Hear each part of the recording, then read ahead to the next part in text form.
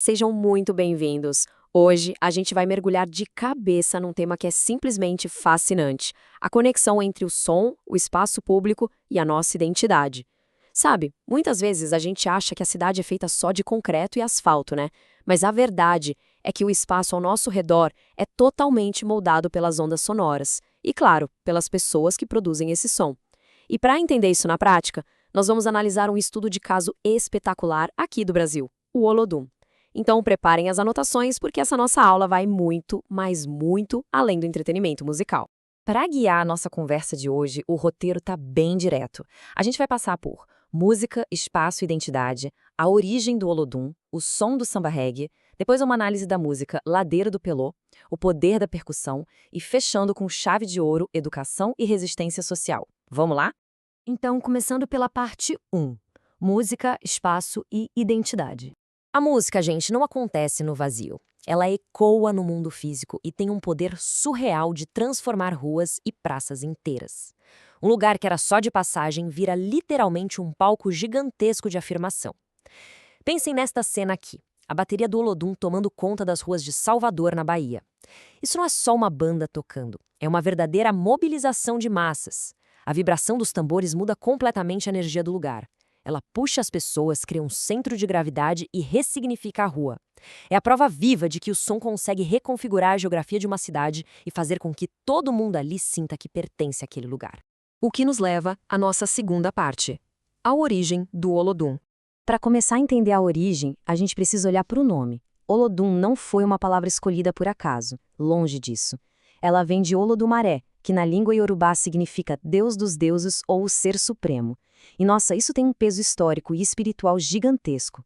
Essa escolha mostra logo de cara a força da herança africana na Bahia. Batizar o grupo com uma palavra tão poderosa é um ato lindo de reverência aos ancestrais e, claro, uma afirmação super forte da identidade negra.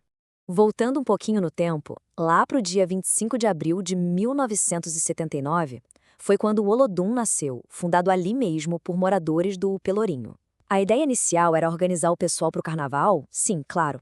Mas no fundo era muito mais sobre criar um espaço de resistência negra e de valorização da cultura afro-brasileira num cenário que, infelizmente, era marcado por muita discriminação. E o mais incrível é que, num piscar de olhos, em 1983, o grupo foi muito além da festa.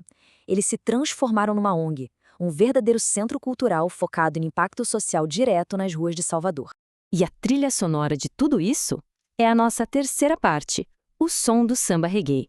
O Olodum não só tocou, mas ajudou a criar e a espalhar pelo mundo um gênero totalmente novo e vibrante, o samba reggae. Imagina só essa mistura. É uma alquimia perfeita entre a cadência do samba tradicional brasileiro e aquela força rítmica pesada do reggae do Caribe. O resultado? Batidas percussivas pesadas que são impossíveis de não dançar. Mas aqui está o detalhe crucial. Esse som não foi feito só para animar a festa, não. Ele foi forjado nas ladeiras para gritar o orgulho afro-brasileiro, contar as histórias do cotidiano do Pelourinho e ser uma arma de resistência cultural. É o tipo de compasso que dita o ritmo da dança coletiva e da afirmação de quem eles são.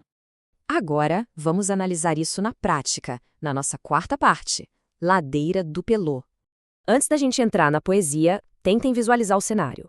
O Pelourinho é formado por essas ladeiras com pedras irregulares, no meio de uma arquitetura colonial super colorida.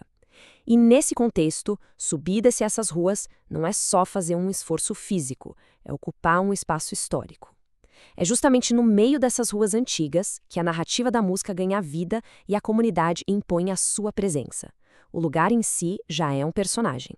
E aí a gente chega na letra de Ladeira do Pelô, lançada lá em 1987. Gente, isso aqui é praticamente um manifesto sociológico. Quando eles cantam Olodum negro elite, é negritude. A autoestima vai lá em cima, percebem? É uma elevação imediata da identidade negra. E notem como a música fala exatamente sobre como ela integra no canto toda a massa que vem para a praça se agitar. É a prova textual daquele nosso primeiro conceito. A música agita a praça, une todo mundo num só pulso e transforma o Pelourinho num epicentro vibrante de mobilização. E eles vão ainda mais fundo na herança ancestral. Nesses versos aqui, aparecem termos como Aganju, origem Nagô e Axé. São referências super explícitas às divindades e às raízes das religiões afro-brasileiras como o candomblé. Isso demonstra de um jeito inegável que o som da rua carrega o sagrado junto com ele. A rua vira uma extensão do ritual, onde cantar a própria história é celebrar abertamente uma herança religiosa africana que por tanto tempo foi alvo de preconceito e silenciamento. Mas como eles criam esse som? Chegamos à parte 5, o poder da percussão. A raiz da questão está nessa conexão brilhante que a gente vê agora. De um lado, o espaço vibrante de Salvador, do outro, o atabaque, um instrumento profundamente ligado à religião e à tradição. A percussão é simplesmente a expressão máxima da música africana. Historicamente, os tambores nunca foram só instrumentos para marcar ritmo. Eles funcionavam como uma tecnologia de comunicação super avançada entre as comunidades e como uma ponte de invocação espiritual.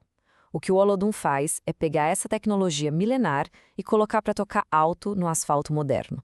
E essa mesma energia fica clara quando olhamos para um djembe tradicional, a batida ancestral Tali Vivinha da Silva. A pulsação que anima a ladeira carrega o mesmíssimo DNA rítmico esculpido na madeira dos primeiros tambores. É a música provando que é uma linha contínua, uma resistência que atravessa o tempo e o espaço. E para construir essa muralha sonora inconfundível, o Olodum foca numa coisa: a estratificação dos sons. Olha só o arsenal que eles usam. A gente tem a caixa, ou tarol, que dá aquele som mais brilhante. O timbal e o repique entram cortando com ataques rápidos e agudos que conversam entre si. E para dar as fundações sísmicas, aquele peso incrível, entram o dobrado, que é a marcação, e o fundo. Essa teia complexa de afinações diferentes cria uma onda sonora imersiva. É uma coisa louca, o corpo humano sente a batida antes mesmo de o cérebro processar a melodia. É por isso que o swing te convida, ou melhor, te obriga, à dança coletiva. E agora, a nossa sexta e última parte: educação e resistência social. Lembram que lá em 1983 eles viraram uma ONG? Pois é, o Grupo Cultural Olodum usa a arte como ferramenta prática e transformadora. No centro cultural deles, tem aula de percussão, de dança, de canto coral e até de informática, tudo voltado para as crianças e jovens do Pelourinho. É aí que a mágica de verdade acontece, longe dos palcos. É um trabalho comunitário incansável. O ensino da arte e da tecnologia funciona como uma verdadeira barreira contra o racismo sistêmico e como um motor para promover direitos civis. Porque, no fim das contas, o tambor educa, a disciplina transforma e a cultura emancipa cidadãos. Para a gente encerrar essa nossa aula de hoje, eu quero deixar uma reflexão para ficar martelando na cabeça de todo mundo.